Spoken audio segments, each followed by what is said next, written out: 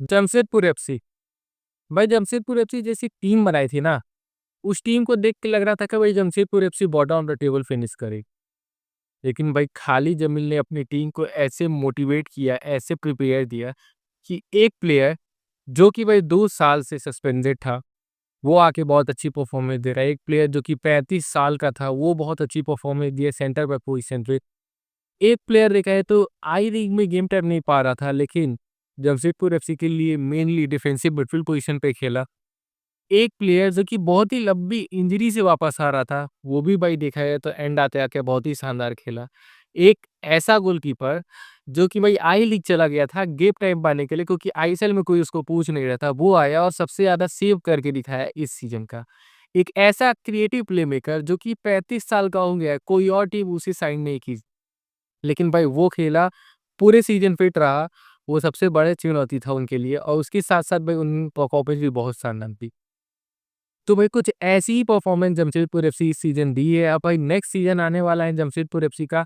तो आज हम लोग बात करेंगे जमशेदपुर एफसी के बारे में, बात करें कि उनकी वीकनेसेस कहाँ हैं, उनके कुछ ट्रांसफर अपडेट्स के बारे में बात करेंगे और साथ ही साथ भाई अपना ओपिनियन भी दूंगा कि कहाँ-कहाँ पे इम्प्रूवमेंट की ज़रूरत है यहाँ पे जमशेदपुर एफसी को। और एक और रूमर आ रहा है कि खालिद जमील क्या जमशेदपुर एफसी को छोड़ के जाने वाले हैं? क्योंकि भाई इंडियन फुटबॉल एसोसिएशन या फिर कहा जाए all India football association AIFF ने अप्रोच किया है अकील खालिद जमील को इंडिया अंडर 23 का कोच बनने की। तो उसके बारे में हम लोग बात करेंगे। तो वीडियो शुरू करने से पहले अगर वीडियो आपको पसंद आए तो इसे लाइक जरूर करिएगा और चैनल को सब्सक्राइब करना ना भूले। सबसे पहले भाई आपके खालिद जमील के बारे में बात कर लिया तो देखिए खालिद जमील से रिलेटेड ये अपडेट आपको मिल चुका हो कि एआईएफएफ ने उनको अप्रोच किया है अंडर 23 के लिए। अब देखिए हम लोग की अंडर 23 की टीम कोई है नहीं। अप्रोच भी इसलिए किया गया है क्योंकि AFC Asian cup under 23 tournament आने वाला है, जो कि 2026 में होगा मेनली उससे पहले उसके क्वालीफायर्स होंगे। पिछली बार याद है आपको एशियन गेम्स हम लोग खेलने गए थे। वो आपका एएफसी का क्वालीफायर्स था जहाँ पे हम लोग बुरी तरह के तरीके से हारे थे। वैसा ही कुछ हालत यहाँ पर भी होने वाला है क्योंकि खालिद जमील को अभी अप्रोच किया गया है, अब वो टीम बनाएँगे और 29 तारीख को ड्रॉ है और तुरंत मैचेस डिसाइड हो जाएँगे। उनको प्रिपरेशन का कुछ टाइम नहीं मिलने वाला है और फिर वो डायरेक्ट जाके वही मैच खेलेंगे और हम लोग को पता है भाई अगर खालिद जमील का जादू चला चला और प्लेयर्स थोड़ा समझे कि उनको कैसे खेलना है तो शायद हम लोग क्वालीफाई कर जाएँ। लेकिन मैं आपको बता दूँ पिछले 2 साल से हम लोग क्वालीफाई नहीं किए हैं आपके, क्वालीफायर से ही बाहर हो चुके हैं। तो यहाँ पे मुझे नहीं लग रहा है कि फुल टाइम के लिए खालिद जमील को अप्रोच किया जाएगा इंडियन फुटबॉल एसोसिएशन की तरफ से। उसका एक मेन रीज़न ये भी है, एक तो बजट पहला रीज़न है, दूसरा ये है कि बस एक टूर्नामेंट के लिए वही टीम बनेगी। एक टूर्नामेंट के लिए खालिद जमील क्यों छोड़ के आएँगे जमशेदपुर एफसी को? अगर वो छोड़ के जाएँगे तो भाई मैं बहुत ज़्यादा चौंकूँगा। अब देखते हैं खालिद जमील का डिसीज़न है और एआईएफएफ का डिसीज़न है। मैं तो ये मान रहा हूँ कि खालिद जमील स्टे करने वाले हैं जमशेदपुर एफसी में, करंट सिनेरियो को देखते हुए। अगर हम लोग फॉरेन प्लेयर्स के बारे में बात कर लिया जाए जमशेदपुर एफसी के, तो देखिए जमशेदपुर एफसी में एजे ने बहुत अच्छी परफॉर्मेंस दी है, सिवेरियो, जॉर्डन मरे ने अच्छी परफॉर्मेंस दी है, जावी हेरेंडेस ने अलग लेवल पे परफॉर्मेंस दी है भाई, रीटा अचिकावा ने भी अच्छी परफॉर्मेंस दे दी है, लिजार ओके रहे हैं पे। यहाँ पे देखा जाए ना तो लिजार को सबसे पहले आपको रिलीज़ करना चाहिए, लिजार की जगह बेटर प्लेयर लाना चाहिए, वहाँ पे अपग्रेड की ज़रूरत है भाई आपको क्योंकि जैसे ही एजे बाहर हो रहे थे हम लोग को देखने को मिला था कि लग रहा था कि जमशेदपुर एफसी यहाँ पे अब गोल लीक करेगी और कई बार ऐसा हुआ भी। तो आपको लेज़ार का अपग्रेड करना बहुत ज़रूरी है और उसके तौर पे अगर देखा जाए तो आपके पास ऑप्शन अच्छे खासे हैं। एक आपके पास इवान नोवोसेलिच है जो कि पंजाब एफसी के प्लेयर है, रिलीज़ हो रहे हैं। इसके अलावा कार्ल मैथ्यू है, शायद एफसी गोवा रिलीज़ कर दे। अभी तो उनका कॉन्ट्रैक्ट खत्म हो गया है। एफसी गोवा एक्सटेंशन ऑफर की है और भी टीम उनको अप्रोच की है। जमशेदपुर एफसी को भी करना चाहिए उनको अप्रोच। उसके अलावा अगर देखा जाए तो तीरी एक ऑप्शन है लेकिन तीरी मुझे नहीं लगता है कि बैकअप के तौर पे रहेंगे। लेकिन अगर सोचिए इवान ही अगर आप ला दिए, हाँ, वो डिफेंसिव मिडफील्ड पोज़ीशन पे नहीं खेलेंगे। लेकिन इवान को अगर लाएँगे, तो एजे अगर जाएँगे तो उनकी जगह पे एक इवान जैसा प्लेयर रहेगा खेलने के लिए। अगर एजे सस्पेंड हुए या इंजर्ड हुए तो बहुत ही शानदार हो जाएगी आपकी डिफेंस लाइन फॉरेन प्लेयर्स के मुताबिक, अगर निकाले तो। उसके अलावा एक कंसर्न है जावी हर्नांडेज़ का। अब जावी हर्नांडेज़ का कंसर्न ये है कि वो है अभी 35 के और जल्दी होने वाले हैं 36 के, शायद जून में ही 36 के हो जाएगा। अ, अब 36 के होने का घाटा ये होता है ना कि प्लेयर्स बहुत ज़्यादा इंजर्ड होते हैं, थोड़ा-सा स्लो भी हो जाते हैं। अगर जावी फिट हो गए नेक्स्ट सीज़न भी खेले तो भाई जावी अलग लेवल पे खेलेंगे। वो पूरा 100% देते हैं टीम के लिए, हम लोग देख चुके हैं। लेकिन प्रॉब्लम यही है फिटनेस। अगर जावी को कुछ होता है तो आपका क्रिएटिव प्लेमेकर का काम कौन करेगा? रीटा चिकावा आप लोग जानते हैं बॉक्स टू बॉक्स मिडफील्डर का काम करते हैं। जॉर्डन मरे थोड़ा-मोड़ा वर्क करते हैं लेकिन उतना नहीं कर पाएँगे। तो क्रिएटिवनेस की कमी आ जाएगी, फिर पूरा आप प्योर लॉब बॉल पे डिपेंड हो जाओगे। तो या तो आप जावी को रिलीज़ करके उनकी जगह पे कोई और अच्छी एज वाला जिनके पास जो 29 या 30 साल का हो, जिनके पास अभी 35 का एज ना हो, वैसे प्लेयर को लेके आइए या फिर जावी का बैकअप साइन करिए। अब आपको रीटा चिकावा की जगह पे करना है कि जॉर्डन मरे या हावियर सिवेरियो की जगह पे करना है, ये आपके ऊपर है। लेकिन अगर जावी खेलना है तो उनका एक बैकअप ऑप्शन नहीं रहेगा तो आपको प्रॉब्लम आ सकती है क्योंकि एज फैक्टर उनका आ रहा है अभी। और अगर बैकअप ऑप्शन रखना है तो ग्रेग स्टुअर्ट को अप्रोच कर लीजिए भाई। ग्रेग स्टुअर्ट आएँगे तो क्वालिटी आएगी आपके मिडफील्ड में। चूँकि जावी और ग्रेग 2 प्लेयर रहेंगे तो वो लोग भाई बारी-बारी से पूरा सीज़न खेल सकते हैं। लेकिन अगर पूरी तरीके से एक प्लेयर पे आप डिपेंड रहिएगा, चाहे आप जावी को हटा के ग्रेग को हिला दीजिए, पूरे तरीके से एक प्लेयर पे डिपेंड रहिएगा तो प्रॉब्लम होगा क्योंकि ग्रेग का भी एज फैक्टर आ चुका है, वो भी थोड़ा इंजर्ड रहने लगे।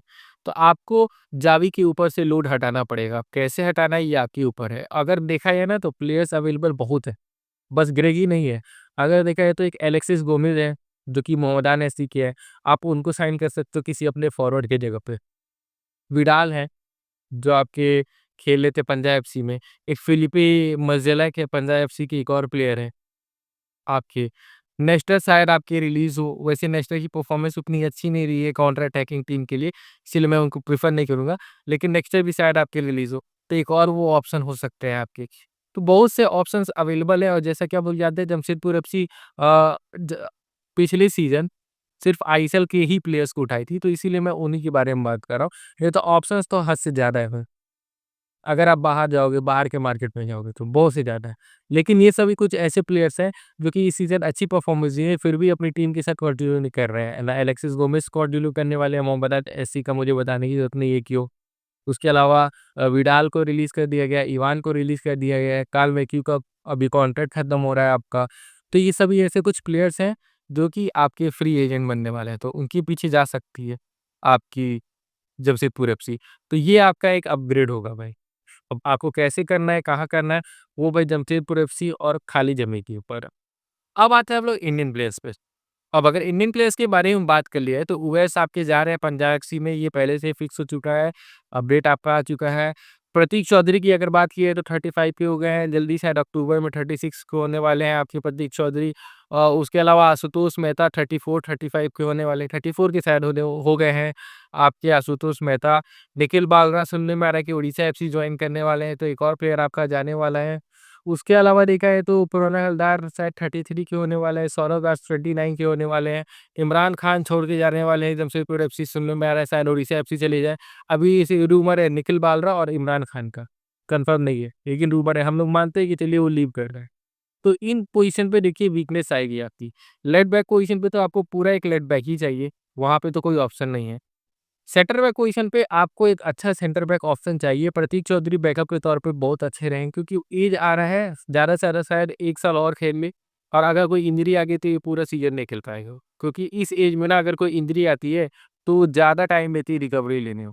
उसके अलावा आशुतोष मेहता का भी वही हालत है, उनका भी एज फैक्टर आ रहा है और बैकअप के तौर पे आपके पास सिर्फ शुभम सारंगी है, जो कि जमशेदपुर एफसी में भी अच्छी परफॉर्मेंस नहीं दी है। उसके अलावा देखा जाए तो उससे पहले उड़ीसा एफसी में तो इंजर्ड रह रहे थे और परफॉर्मेंस भी अच्छा नहीं दिए थे। निखिल बालरा बहुत अच्छी परफॉर्मेंस दे रहे थे लेकिन वो जा रहे हैं। तो वहाँ पे भी आपको एक प्लेयर चाहिए। प्रणय हलदार और सौरभ दास एक डिफेंसिव मिडफील्डर हैं जो कि सँभाल रहे हैं कुछ हद तक आपका। लेकिन आपको वहाँ पर भी ऑप्शन चाहिए। मुबशिर रहमान आपके पास तीसरा ऑप्शन है, नहीं तो कोई ऑप्शन नहीं है। इसके अलावा इमरान खान जा रहे हैं तो वहाँ पे मैं चाहूँगा कि सनान जैसा कोई विंगर लेके आइए, चाहे आईबी से चाहे आरएबी से, बहुत ही अच्छा होगा भाई। सोचिए सनान एक साइड से आपका एक और ये विंगर बहुत ही शानदार परफॉर्मेंस दे पाई आपकी टीम वो भी इससे। तो ऑप्शंस में अगर हम लोग बात के लिए जाए, वीकनेस तो मैं आपको बता दिया। अगर ऑप्शंस पे बात की जाए देखिए एक सौरभ हनवाल करके प्लेयर है मोहन बागान में, जो कि नामधारी के लिए लास्ट सीज़न आई लीग में बहुत अच्छी परफॉर्मेंस दिए थे। आईएसएल में ज़्यादा मैचेस नहीं खेले हैं वो, कुछ ही मैचेस खेले हैं। राइट बैक पे ज़्यादा खेले हैं वो मोहन बागान के लिए और उनका कॉन्ट्रैक्ट खत्म हो रहा है। तो एक वो प्लेयर आपके लिए अवेलेबल हो सकते हैं। उसके अलावा अगर देखा जाए तो हैदर यूसुफ एक रियल कश्मीर के प्लेयर हैं, जो राइट बैक खेलते हैं, सेंटर में भी खेलते हैं लेकिन राइट बैक मेनली खेलते हैं। वो एक परफेक्ट ऑप्शन होंगे भाई आपके राइट बैक पोजीशन के लिए। इसके अलावा निंदौजी तमांग हो सकते हैं फ्री, तो वो एक सेंटर बैक के लिए बहुत अच्छे ऑप्शन रहेंगे। क्योंकि देखिए गोवा में है वो, गोवा में उनके पास संजय झिंगन है पहले ऑप्शन।